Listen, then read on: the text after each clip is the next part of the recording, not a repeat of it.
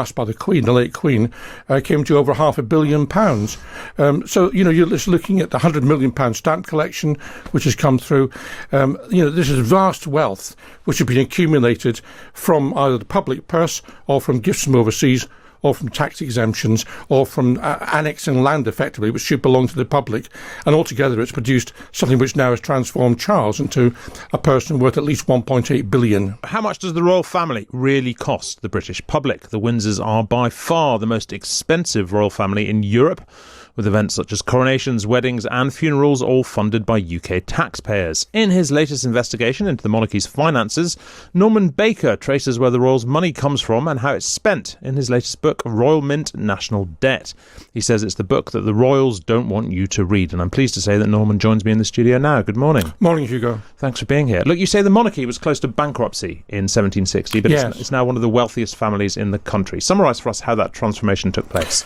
Well, there was a change whereby the civil list was introduced in 1760 in the sense we have it almost a day with the sovereign grant.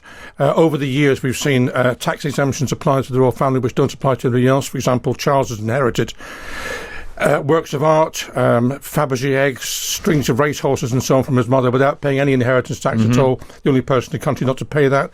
The Duchies of Cornwall and Lancaster, which are big money-making endeavours, really ought to have been handed to the crown estate, as it were, i.e. the public, in 1760, but weren't because they were basically worthless at the time. Now they are mega expensive estates, which turn in a profit for Charles and William, respectively, about £25 million a year, pocket money, which is a kind of royal slush fund, and it gives them an income 100 times more than the Prime Minister has each year. Then you've got the level of gifts which have been given to the royal family.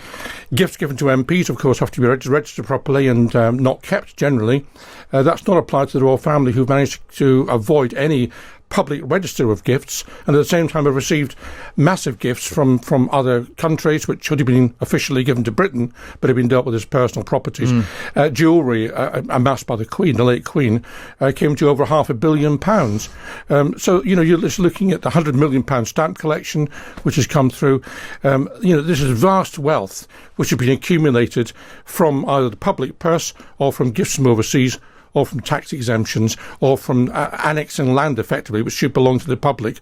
And altogether it's produced something which now has transformed Charles into a person worth at least £1.8 billion. So look, I mean, you argue that the monarchy operates like a private business, but profits from public assets. Yes. I guess that's the sort of fundamental, sort of almost like philosophical point here, is... Are they a private family with private wealth, or are they a public institution and it should be public wealth? Well, I think they're public. They're part of the public sector. They don't describe themselves as that, but they perform public duties, and they have public money poured into them. And therefore, they're no different in that sense to the government or a local council or the NHS or a local school. But of course, they've been exempted. They've exempted themselves largely from freedom of information, so we don't know what they're actually doing. We do know that before 2010, what Charles was doing, which was improperly lobbying government ministers, as exposed by The Guardian through the so-called spider letters. And Charles's reaction to that improper behaviour from him was not to say, sorry, I shouldn't have done it, was to say to the government, we need to close this down so we can't find out what's going on. That's the reaction there's been to that. So they want to play it both ways. If it suits them to be public, they're public. If it suits them to be private, they're private. So Charles has insisted on calling the Duchy of Cornwall, when he was Prince Charles, a private estate. It's not a private estate, it actually should belong to the country.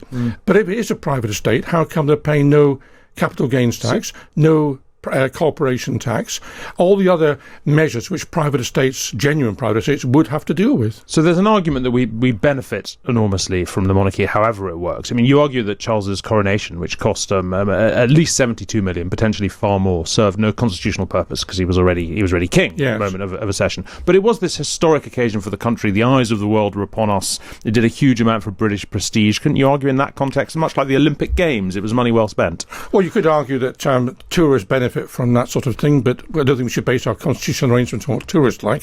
And also, of course, tourism can benefit from the relics of monarchy, if you like. The most visited palace in Europe is the Palace of Versailles. The French got rid of their monarchy in 1848. Ready to take your routine to the next level? Now's the perfect time to start. Get £20 discount on your first month and grab your welcome kit, including AG1, canister, and shaker. Support your immune system, energy levels, and digestion. all in one drink. Over 1 million satisfied customers worldwide, for champions and everyday heroes alike. Buy your AG1 for just £59, limited time only.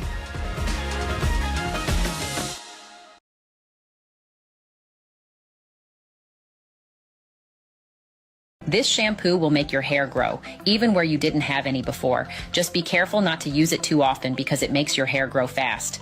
My friend who is a doctor recommended... On the pure economics of it, there's an argument as to whether or not the coronation actually turned in a profit for the country, because there was a lot of productivity for that day. Okay, I mean, look, you make a powerful case. Most people don't agree with it. Polls consistently show that a majority of Britons support a constitutional monarchy in more or less its current form. Why do you think that is? Why is the public not on side with what you're saying? Well, first of all, the public, I think, is on side, because what the public probably wants a monarchy. I agree with that. But what the public doesn't want is a monarchy which is an imperial monarchy, as we have, with all the excesses and massive costs which we have. They don't want hangers-on. They don't want all these people on the balcony at Buckingham Palace. So I think where the majority of the public is genuinely, Hugo, is in the middle, saying, let's have a more modern monarchy along the lines of what we see in other European countries. We're the only European country with an imperial mindset for the monarchy. We're the only country, for example, has a coronation. Coronations had been abandoned over 100 years ago everywhere else in Europe, but we still have it in this country. And in terms of the popularity for the monarchy, if you look at the polls which have been traced over 30, 40 years, you'll find that the support for the royal family has been diminished, actually, from 83% in 83 who thought royal family is essential, down to, I think it's 51% now. And younger generation is in favour of a republic. So what this book does, in my tries to do anyway, is not to say let's have a republic or let's have a monarchy. What it's saying is, if you want a monarchy, this is the sort of monarchy which is tenable, which is justifiable. Is there not something a bit sad about the European model of monarchy? No, I don't think these so. sort of, diminished families with little prestige. I mean, those are the ones that look genuinely pointless, aren't they? No, I don't think they are. I mean, I think that there's an important distinction between a political leader and a ceremonial leader.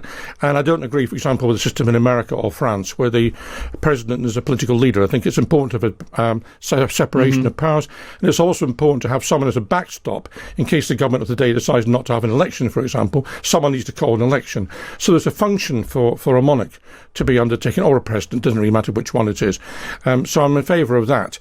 As I say, I'm not in favour of the imperial monarchy we've got. And if you look at the European monarchies, I think by and large they are, as supported or more supported than ours. Well, look, the book is Royal Mint, National Debt. Norman Baker, thank you very much indeed for being with me. Thank you. Thank you.